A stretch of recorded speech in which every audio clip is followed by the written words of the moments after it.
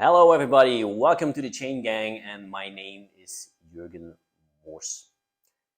Today, the seventh world wonder. How can you be sure that the blockchain that you use for your company is actually safe to the level that you expected or that it should be? And one of the reasons, and that's the seventh world wonder of Web3, to do that are the consensus mechanisms. And what are consensus mechanisms? Basically, well, it is a way that a decentralized network of computers agrees on the current state of the ledger. It's basically a set of rules how computers come to an agreement what the current state of the ledger actually is. That is a consensus mechanism. Now, there's one complication at it.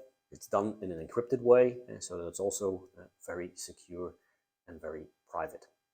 Now, there are many different types of consensus mechanisms. I will focus on 5, and I think these are the 5 biggest for now, but also this technology is really fast and evolving. And the first 2 are really well known. And the first one is proof of work, and the first big and well-known blockchain, Bitcoin, they used this technology, especially in the beginning. And what they do is they use miners. They solve very complex mathematical puzzles, and then they are allowed to validate the transactions. And this way, they also validate the whole network in itself.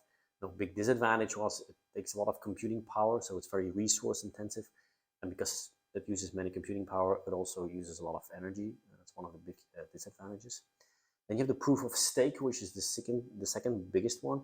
And here you have validators, and these validators that validate the state of the network of the ledger. They are chosen based on the stake that they hold in basically an amount of tokens that they hold, and then they take the validation effort by turn based on the stake that they actually hold.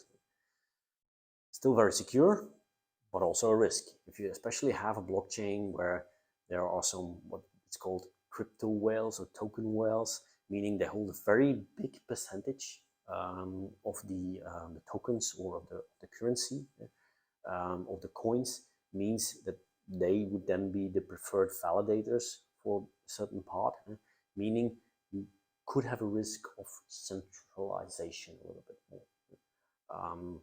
Especially with the bigger public blockchains, you can be a little bit more relaxed in that. Especially with new, smaller blockchains, you have to look out for this. A variation of proof of stake is the delegated proof of stake, and there all of the users, they choose or they vote who the validators can be.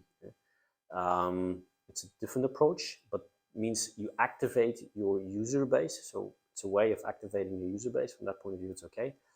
But if you will have a lot of indifferent users or inactive users, or you get a certain user base that is very towards one validator, very advantageous to one validator, again, you get more the risk of centralization. The fourth one is proof of authority, and there only certain entities, they are predefined validators basically. They are allowed to validate, or moderators, as we say, central moderators. And here you can see that you are really close to, again, the centralization of power, or the centralization of approval. And what you see is that for public blockchains, this is not the typical way to go. But for private blockchains, for a company, yeah, of course, this is the perfect way to go, because private blockchain is basically also designed for a certain company or for a certain organization to use.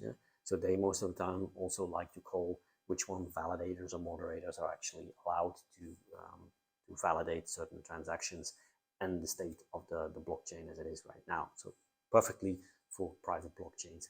And last but not least, it is proof of history. It is a coming technology. It is not so mainstream right now. You can see some experiments with it, where based on a timestamp, you're going to look at, okay, what is the status of my blockchain? What is the present state of my blockchain?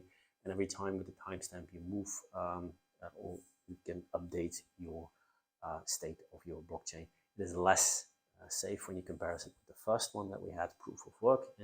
But again, if you build a blockchain, if you want to use a blockchain, make sure that you in advance say, okay, what do I want to do with my blockchain? What data is going to be on there?